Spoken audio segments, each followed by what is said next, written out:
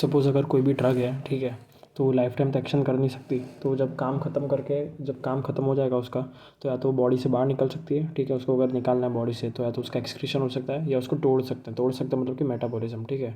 तो एलिमिनेशन जो है, एलिमिनेशन, ठीक है, मतलब बॉडी को एलिमिनेट कर, बॉडी में से एलिमिनेट करना ड्रग को, ठीक है, that is elimination which consist of metabolism and excretion, ठीक है। तो the termination of the action of the drug is called elimination. Elimination के अंदर metabolism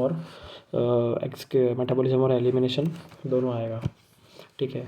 termination of action of the drug is elimination, and elimination के अंदर दोनों ME आएगा, metabolism and excretion. अब जो मेटाबॉलिज्म है उसका दूसरा नाम बायो ट्रांसफॉर्मेशन है। मतलब मेटाबॉलिज्म में ये हो रहा है कि बॉडी जो ड्रग है वो दूसरे फॉर्म से बन रही है, ठीक है, एक फॉर्म से दूसरे फॉर्म में जा रही है, दैट इज़ मेटाबॉलिज्म, ठीक है, और बायो ट्रांसफॉर्मेशन। अब फेट ऑफ मेटाबॉलिज्म पढ़ते हैं, तो या तो एक्टिव से इनएक्टिव हो गई, ठीक है, ड्रग एक्टिव थी उससे इनएक्टिव हो गई। अब या तो ऐसा है कि वो एक्टिव थी और उसी से एक्टिव फॉर्म में रह गई। सपोज डाइजिपाम एक CNS डिप्रेसेंट है, लाइक किसी को हाइपर एक्टिव है उसको सुला दिया अपन ने, ठीक है, सो गया क्योंकि वो CNS डिप्रेसेंट है, तो डाइजिपाम, तो वो एक्टिव फॉर्म में थी। अब मेटाबोलाइज होने के बाद वो डाइजिपाम से इनएक्टिव में नहीं, वो एक्टिव फॉर्म में रहेगी, दैट इज़ कॉल्ड ऑक्साजेपाम। तो डाइजिपाम से ऑक्साजेपाम में गई वो ड्रग। अब कोई ड्रग इनएक्टिव से एक्टिव में हो गया, ठीक है, तो उसको प्रो ड्रग बोलेंगे। एग्जाम्पल लेवोडोपा से डोपामिन, ठीक है, तो वो लाइक डाइजेपाम एक प्रो ड्रग नहीं, बिकॉज वो पहले से एक्टिव था, ठीक है। तो प्रो ड्रग में क्या, जैसे जो भी ड्रग के नाम में प्रो आता है, लाइक प्रो रेनिन है या प्रो थ्रोम्बिन है, तो वो सब प्रो ड्रग है। मान लो एक्टिव हो गए तो प्रो थ्रोम्बिन से थ्रोम्बिन एक्टिव ड्रग बन गया, प्रो रेनिन से जो रेनिन बन गया, ठीक है, वो रेनिन एक्टिव ड्रग हो गया। प्रो इंसुलिन था तो वो इनएक्टिव फॉर्म था, वो मेटाबोलाइज होकर इंसुलिन बन गया जो एक्टिव फॉर्म है, ठीक है। तो ये सब प्रो ड्रग्स है, ठीक है ना। अब इसका एक निमोनिक है प्रो ड्रग्स का कि all prefer doing MD in clinical subjects, ठीक है। प्रो ड्रग्स का निमोनिक है all prefer doing MD in clinical subjects. तो क्या क्या है वो, एस इनहिबिटर, ठीक है, एक्सेप्ट कैप्टोप्रिल एंड इसिनोप्रिल, ठीक है, ACE inhibitor except captopril and lisinopril. फिर प्रीफर में P से PPI प्राजोल आ गया, प्रेडनिसोन, D से डिपिवेफ्रिन, MD तो मिथाइल डोपा मिनॉक्सिडिल, 6 मरकेप्टोप्यूरिन, लेवोडोपा। फिर इन क्लिनिकल सब्जेक्ट्स तो ICS इरिनोटेकान क्लोपिडोग्रेल कार्बिमाजोल सल्फासेलाजिन सेलिंडेक, ठीक है, ये सब है। तो अब एम ऑफ मेटाबॉलिज्म क्या है, to make a drug water soluble, ठीक है, मतलब पोलर फॉर्म में बनाना है तभी वो एलिमिनेट कर पाएगा, ठीक है, एलिमिनेशन। तो एलिमिनेशन के अंदर दो चीज़ें आती हैं, M और E, ठीक है, मेटाबॉलिज्म एक्सक्रीशन। अब बात करते हैं अपन मेटाबॉलिज्म में दो टाइप के रिएक्शंस होते हैं, फेज़ 1 रिएक्शन और फेज़ 2 रिएक्शन, ठीक है। तो जो फेज़ 1 रिएक्शन है मतलब वो है कैटाबोलिक, ठीक है, मतलब पहले तो टूटेगा, ठीक है। तो फेज़ 1 कैटाबोलिक है, ये याद रखना है। फेज़ 1 इज़ कैटाबोलिक, मतलब मोस्टली सब में, and phase 2 is mostly anabolic. Phase 2 वो है कि कुछ ना कुछ जुड़ेगा, ठीक है, लाइक कुछ ना कुछ कॉन्जुगेट होगा। तो कॉन्जुगेट मतलब कि कुछ ना कुछ ऐड होना, जुड़ना, ठीक है, मतलब ड्रग में मतलब बॉडी से कोई भी पार्ट, कोई भी ग्रुप जुड़ जाएगा, ठीक है। तो phase 1 is mostly catabolic reaction. अब इसमें क्या क्या आता है, तो it includes oxidation, oxidation is the most common, ठीक है, oxidation is the most common catabolic reaction और फेज़ 1, ठीक है। फिर रिडक्शन टूट रहा है, हाइड्रोलिसिस टूट रहा है, साइक्लाइजेशन एंड डीएमिनेशन, तो साइक्लाइजेशन और डीएमिनेशन भी फेज़ 1 है।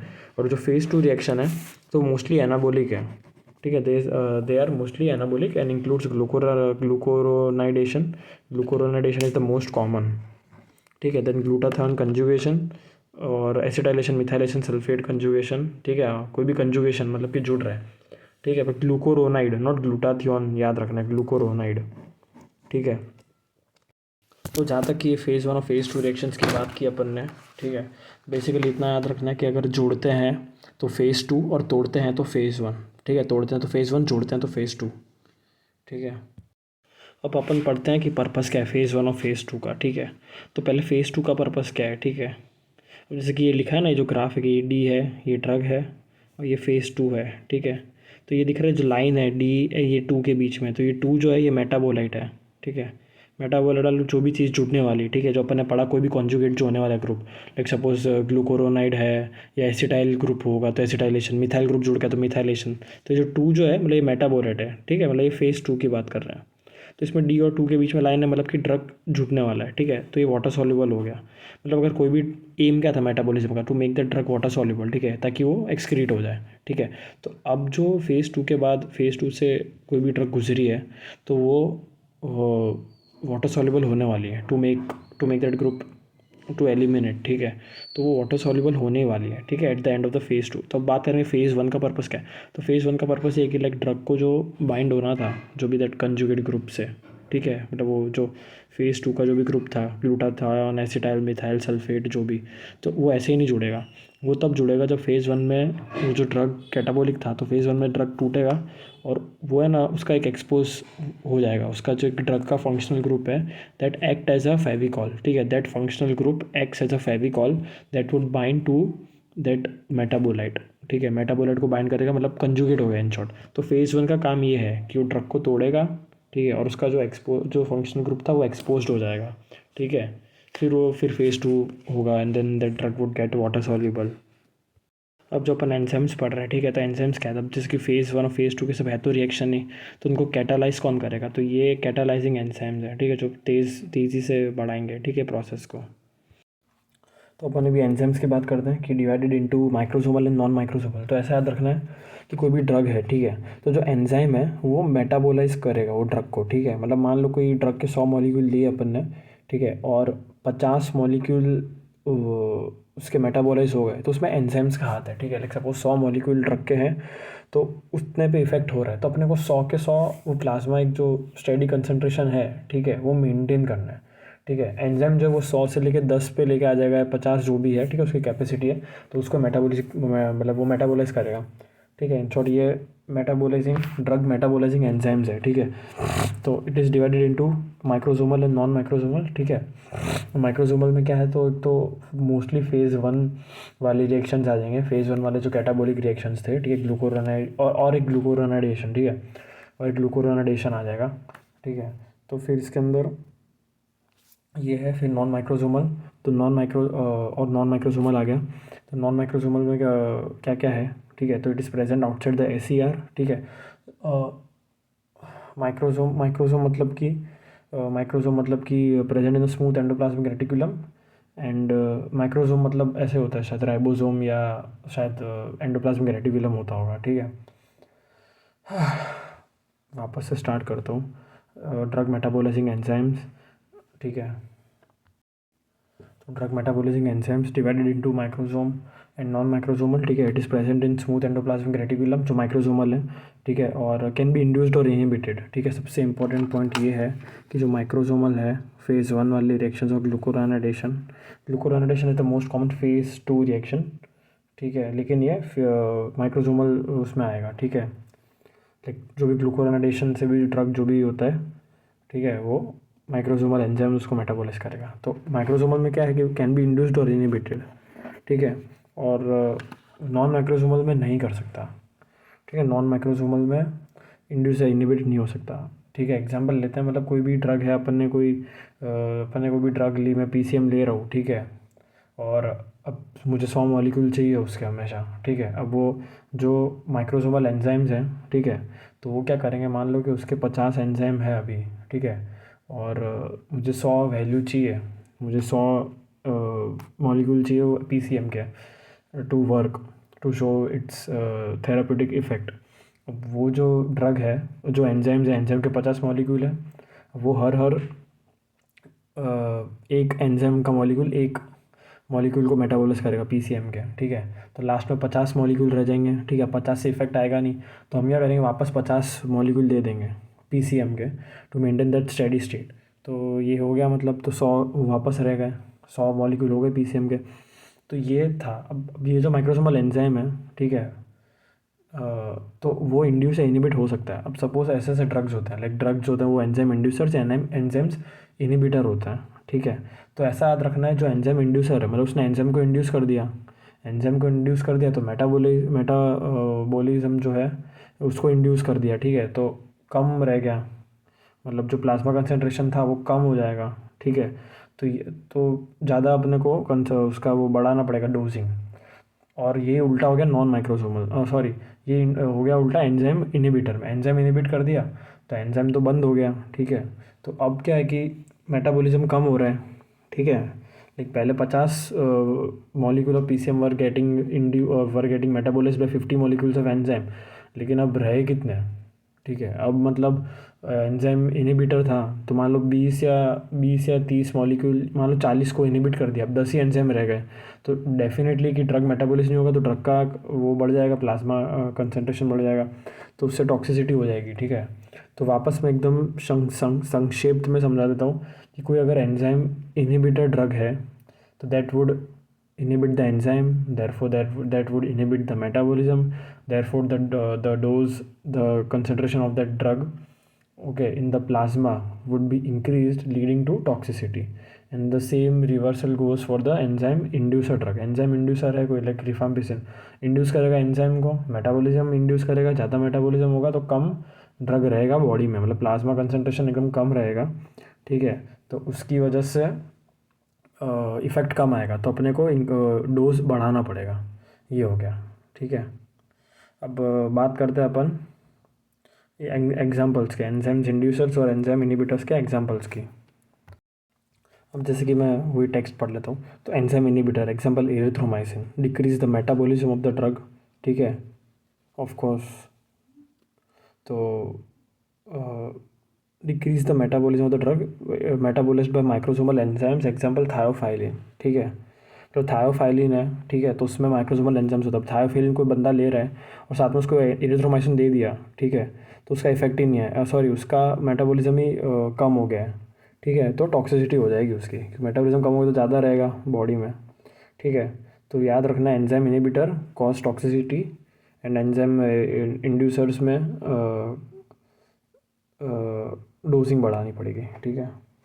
और मतलब वही एंजाइम इनहिबिटर है, तो प्लाज्मा दिया अपन ने, तो प्लाज्मा कंसनट्रेशन बढ़ जाएगा वो ड्रग का, this can lead to toxicity. And enzymes inducers like rifampicin increase the metabolism of the drugs metabolised by microsomal enzymes, example warfarin, this reduces plasma concentration and the action of these drugs. ठीक है। तो we should increase the dose of warfarin when rifampicin is given concurrently. ठीक है। फिर याद रखना, most of the anti epileptics are enzymes inducers. ठीक है। जितने भी एंटी एपिलेप्टिक है वो सब एंजाइम्स इंड्यूसर है। ठीक है। मतलब वही मेटाबॉलिज्म ज़्यादा करवा देंगे, एक्सेप्ट वाल्प्रोइड, तो वाल्प्रोइड इज एंजाइम इनहिबिटर। ठीक है। And most of the antibiotics are enzymes inhibitors except rifampicin and griseofulvin. Most of the antibiotics are enzyme inhibitors except rifampicin and griseofulvin. ठीक है। एक एग्जांपल लेते हैं, सपोज़ कि एक एग्जांपल लेते हैं कि कोई स्मोकर है, उसको अपन ने थियोफाइलिन दिया है। ठीक है। अब थियोफाइलिन तो एंजाइम इंड्यूसर है,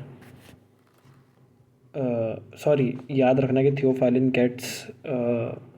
थियोफाइलिन जो है वो gets metabolised by microsomal enzymes. ठीक है। अब किसी को अस्थमा के लिए अपन ने दिया है थियोफाइलिन। ठीक है। तो अब थियोफाइलिन, अब जो स्मोकर को अपन ने थियोफाइलिन दिया है for treatment of asthma.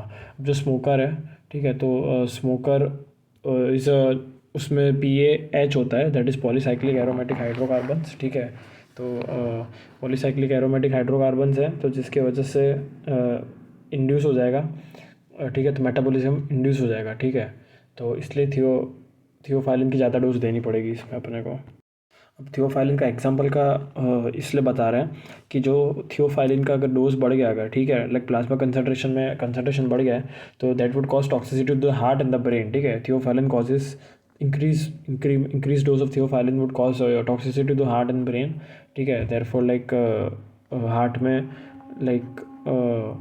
Heart में एरिथमिया, टैकीकार्डिया, सब कराएगा, ब्रेन का हाइपर एक्टिव कराएगा, तो सीजर्स कराएगा, तो वो हो जाएगा। ठीक है। उससे अब हम बात करें साइटोक्रोम P450 की, तो ये भी these are the one type of microsomal enzymes. अब जो भी रिएक्शंस थे, लाइक टाइप 1 और टाइप 2 रिएक्शंस जो थे, sorry phase 1 and phase 2 reactions. ठीक है। तो जो फेज़ 1 थे वो सब कैटाबॉलिक थे, फेज़ 1 रिएक्शन, एंड उसमें फेज़ 1 कैटाबॉलिक रिएक्शंस थे। ठीक है। अब जो माइक्रोसोमल है, ठीक है, तो ये जो मोस्टली फेज़ 1 रिएक्शन में हो रहे हैं। ठीक है। तो मतलब तोड़ने का काम में ये काम आता है। और नॉन माइक्रोसोमल जो है, that is present outside SCR। ठीक है। जिसमें most of the phase 2 reaction, मतलब फेज़ 2 में जो भी ऐड होता है एनाबॉलिक में, ठीक है, लाइक मिथाइलेशन, एसिटाइलेशन, जो भी है, उसमें द नॉन माइक्रोसोमल एंजाइम्स काम करेगा, and that enzymes can't be that enzymes can't be like induced और इनहिबिटेड। ठीक है। Except glucuronidation. ठीक है। The most common phase 2 reaction is glucuronidation. But जो ग्लूकोरोनाइडेशन है, उसके अंदर अपन देख सकते हैं कि माइक्रोसोमल एंजाइम्स एक्ट कर रहे हैं, बिकॉज माइक्रोसोमल एंजाइम्स कहाँ कहाँ पे है, तो मोस्टली फेज़ 1 में और ग्लूकुरोनाइडेशन में। ठीक है, अब जैसे साइटोक्रोम P450 जो है, these are one type of microsomal enzymes. ठीक है, and another example is of microsomal enzymes is glucuronide transferase, that does glucuronidation and तो अब अपन बात करते हैं साइटोक्रोम P450 की। These are one type of microsomal enzymes. Another example of microsomal enzyme is glucuronide transferase that does the glucuronidation. And glucuronidation जो phase 2 reaction है, but याद रखना है कि जो अपन ने पढ़ा microsomal and non microsomal enzymes, तो माइक्रोसोमल में आते हैं कैटाबोलिक वाले एंड ग्लूकुरोनाइडेशन। ठीक है,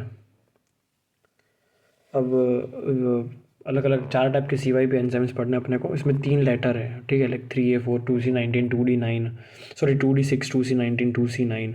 तो जो CYP cytochrome P is the pigment, ठीक है, which absorbs the maximum light at the wavelength 450 nanometre. कोई पिगमेंट है, एक बहुत सारे पिगमेंट है, पर एक जो पिगमेंट है जो 450 नैनोमीटर पे मोस्ट सबसे ज़्यादा वेवलेंथ एब्सॉर्ब करेगा, that is P। Okay, cytochrome P450 enzymes है। उसके अंदर 4 मेन टाइप याद रखना है अपने को।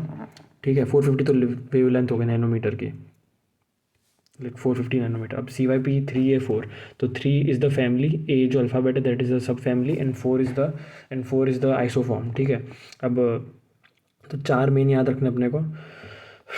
तो 4 मेन याद रखना अपने को। तो CYP3A4, 2D6, 2C19 and 2C9। ठीक है, तो CYP3A4 याद रखना है। ठीक है, 2D6, 2C19 एंड 2C9। ठीक है, अब जो कोई ड्रग है, तो 50% या तो वो CYP3A4 से हो रहा है मेटाबोलाइज, एंड बाकी 20% CYP2D6 से मेटाबोलाइज हो रहा है। ठीक है, तो फिर ये कि 70% जब ड्रग इनसे हो रही, तो ये याद रखना है। ठीक है, बाकी अब क्यों याद रखना है, हम मेन मेन ड्रग्स याद करेंगे अपन। तो CYP3A4 का निमोनिक है CT स्कैन। ठीक है, CT scan, cyclosporine, tacrolimus and statins. फिर सी से आते हैं कैट ड्रग्स। कैट ड्रग्स कौन से, तो सीजाप्राइड, एस्टेमिजोल एंड टर्फेनाडिन। सीजाप्राइड, एस्टेमिजोल, टर्फेनाडिन। तो ये क्या है कि these drugs are banned from the market because they cause QT prolongation, that is torsades de pointes, तो इसलिए फिर वो बैन कर दिया गया था। ठीक है, फिर ए से एम्योडेरॉन एंड एन से नावेर, इंडिनावर, जो भी था, प्रोटेस इनहिबिटर्स हैं। ठीक है, तो CT स्कैन हो गया, साइक्लोस्पोरिन, टेक्रोलिमस, स्टैटिन्स, कैट ड्रग्स, एम्योडेरॉन, नावेर। फिर आता है CYP2D6। तो CYP2D6 में क्या है कि बीटा ब्लॉकर है, एंटी डिप्रेसेंट्स हैं और एंटी एरिथमियाज है। ठीक है, एक्सेप्ट एम्योडेरॉन। तो CYP2D6, 2 मतलब सेकेंड अल्फ़ाबेट, तो बीटा ब्लॉकर आ गया। D मतलब डिप्रेसेंट, तो एंटी डिप्रेसेंट में वही SSRI, SNRI, T जो वो सब है। ठीक है, तो वो सब CYP2D6 से मेटाबोलाइज होंगे वो सब ड्रग्स। और 6 में एंटी एरिथमियाज, एक्सेप्ट एम्योडेरॉन। ठीक है, जो एंटी एरिथमिया है, मतलब जो भी एंटी एरिथमिक है, एक्सेप्ट एम्योडेरॉन, ये याद रखना है। ठीक है, क्योंकि एम्योडेरॉन अपन ने CT स्कैन में पढ़ लिया है, तो वो CYP3A4 से हो रहा है, तो ये CYP2D6 के हो गए। ठीक है, तीन क्लास। फिर CYP2C19 अलग से एग्जाम्पल पूछता है, तो जो C1 है वो CL जैसे दिख सकता है, तो एग्जाम्पल क्लोपिडोग्रेल है। ठीक है, क्लोपिडोग्रेल तो बहुत इंपॉर्टेंट चीज़ है। क्लोपिडोग्रेल एंटी प्लेटलेट ड्रग है। ठीक है, लाइक जब भी क्लॉट फॉर्म हो रहा है या स्ट्रोक में कोई है हिस्ट्री है, ठीक है, तो क्लोपिडोग्रेल दे रहे हैं खून पतला करने के लिए। ऐसे याद रखना है कि clopidogrel is a pro drug. को जो निमोनिक था, all prefer doing MD in clinical subjects, तो CL था, तो क्लोपिडोग्रेल था। ठीक है, तो क्लोपिडोग्रेल कब एक्टिवेट होगा, क्लोपिडोग्रेल एक्टिवेट होगा तब वो काम करेगा। तो वो एक्टिवेट कब करेगा, जब ये इससे इंड्यूस होगा, मतलब CYP2C19 से।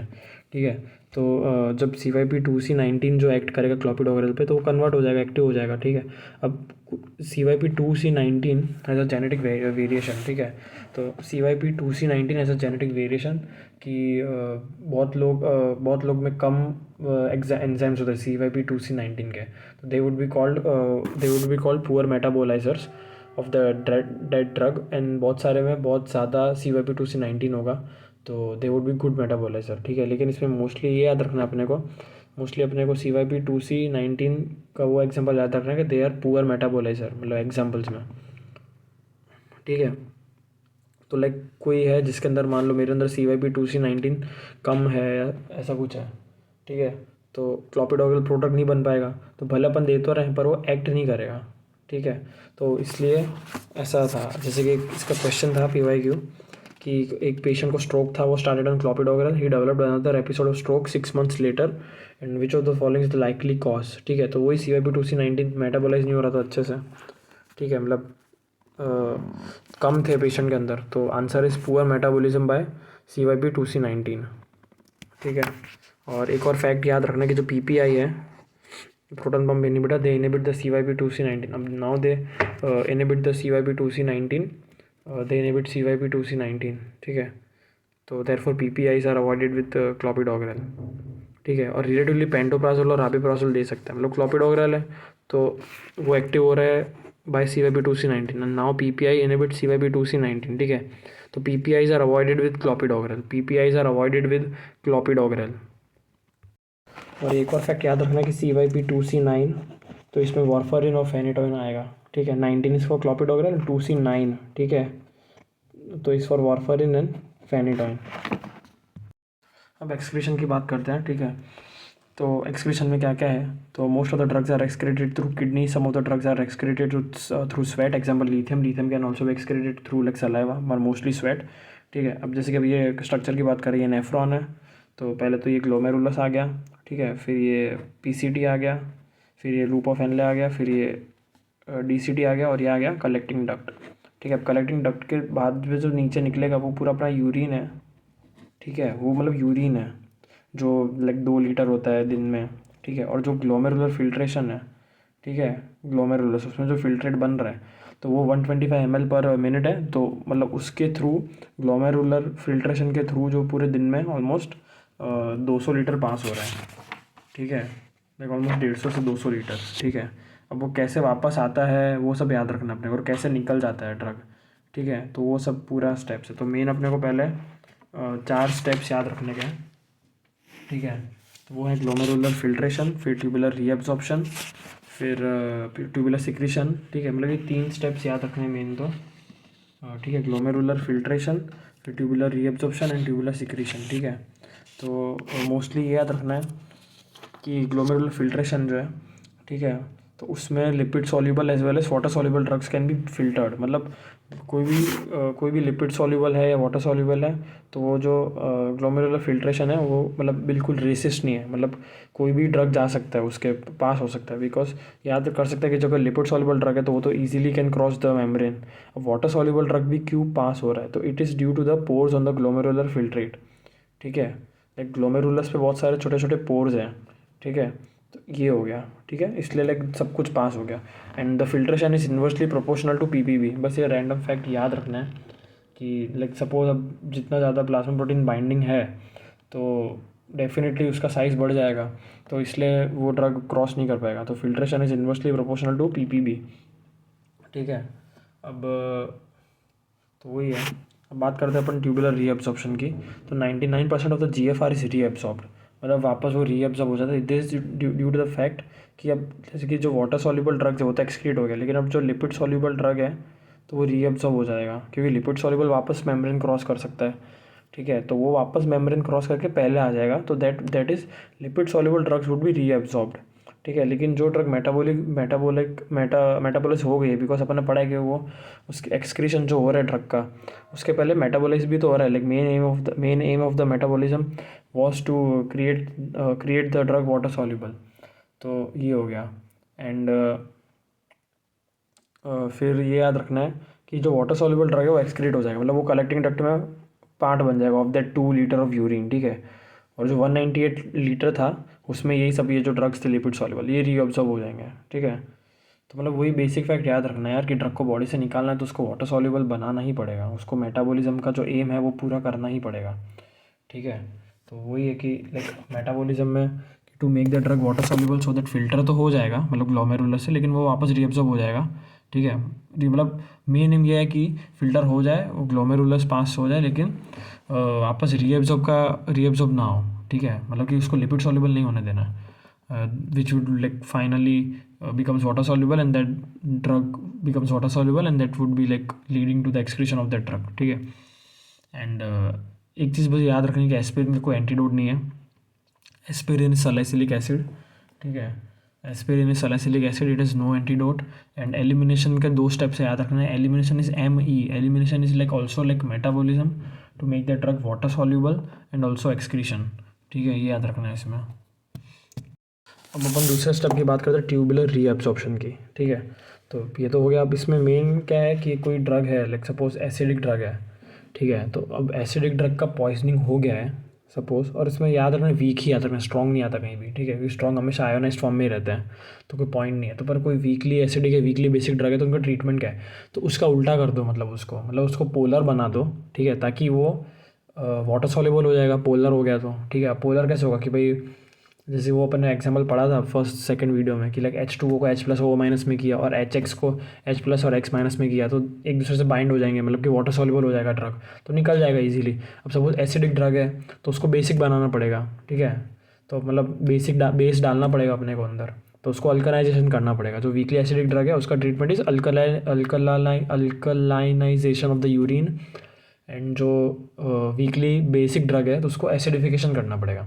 अब कैसे करते हैं अपन, ठीक है, तो जो वीकली एसिडिक ड्रग है उसमें अपन ऐसे वीकली एसिडिक ड्रग जो पढ़े थे अपन, बारबिट्यूरेट्स, मीथोट्रेक्सेट, एस्पिरिन, ये सब, तो यूरिन को अल्कलिन कैसे करेंगे, सोडियम बाइकार्बोनेट दे के, ठीक है, NaHCO3 से, ठीक है, तो वही एसिडिक ड्रग पोलर है, सॉल्युबल हो गया, तब कोई ट्यूबुलर रीअब्जॉर्प्शन नहीं होगा, क्योंकि वो अब वापस क्रॉस नहीं कर सकता लिपिड मेम्ब्रेन, तो वो अब आगे जाएगा, ठीक है, वो कलेक्टिंग डक्ट जो है उसके थ्रू जाएगा, वहाँ के द्वार पे जाएगा। 2 लीटर ड्रग जो 2 लीटर जो फिल्ट्रेट है यूरिन में उसमें जाएगा, तो ड्रग इज एक्सक्रीटेड आउट, ठीक है ना, ये हो गया। और जो वीकली बेसिक ड्रग है तो वो एम्फिटामीन है, ठीक है, वीकली बेसिक ड्रग इज एम्फिटामीन, तो वही INE जिसमें आता है मॉर्फिन और वो सब, ठीक है, लिक्नोकेन और ऐसा सब। तो urine is made acidic by giving ammonium chloride NH4Cl, तो वही ड्रग बेसिक ड्रग आयनाइज हो गया, तो नो ट्यूबुलर रीअब्जॉर्प्शन, वो भी आगे चला जाएगा, तो ड्रग इज एक्सक्रीटेड आउट, तो ये हो गया। और अब ट्यूबुलर सिक्रीशन की बात करते हैं। सिक्रीशन मतलब कि ये कि ट्यूबुल्स में जा रहा है ना यार, कलेक्टिंग डक्ट में सिक्रीट हो रहा है, मतलब direct passing the glomerular filtration. ये ट्यूबुलर सिक्रीशन कैसे याद रखना है, तो it is due to the pumps और the transporters in the proximal tubules, ठीक है। तो अब ट्यूबुलर सिक्रीशन में क्या हो रहा है, ठीक है, तो यही हो रहा है कि डायरेक्टली लाइक ब्लड से यूरिन का मैकेनिज्म याद रखना है।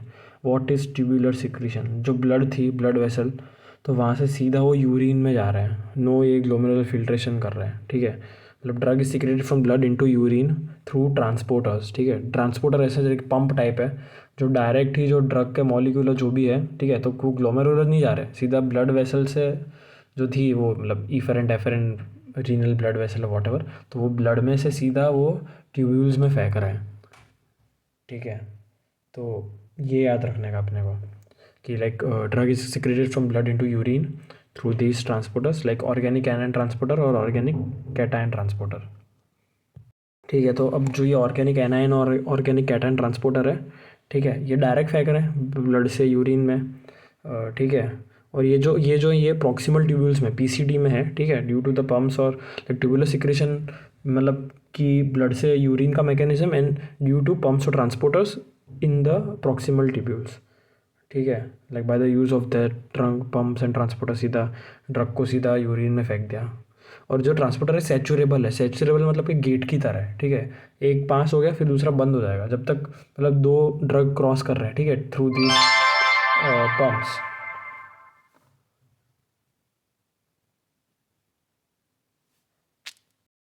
तो जब लाइक एक दो दो मॉलिक्यूल पास कर, तो दूसरा अगर पहले के पीछे लाइन में लगा हुआ है तो पहला जब तक पास नहीं होगा तो दूसरा नहीं होगा, क्योंकि एक टाइम पे एक ही पास हो सकता है, ठीक है, मतलब दीज ट्रांसपोर्टर्स आर सेचुरेबल मतलब 1 drug can be transported at a time, ठीक है, ये याद रखना है। एक ही ड्रग निकलेगा towards urine from the blood vessel, जब तक वो नहीं निकलेगा दूसरा नहीं जा पाएगा, ठीक है। तो इसका क्लिनिकल इंपॉर्टेंस क्या है, लाइक मेन ये है, लाइक सपोज पेनिसिलिन है, वो बहुत शॉर्ट एक्टिंग है, ठीक है, मतलब वो बहुत रैपिडली गेट से निकलता जा रहा है, तो मतलब ऐसे तो पेनिसिलिन शॉर्ट एक्टिंग हो गया बिकॉज बहुत बहुत जल्दी वो यूरिन में जा रहा है, ठीक है। लेकिन अब क्या करें अपन, प्रोबेन एसिड दे रहा है। प्रोबेन एसिड जो है, probenecid is more affinity for that gate, ठीक है, उसको जल्दी बाहर निकलना है, that is it. Probenecid is more affinity for that saturable transporters और दैट पम्प्स।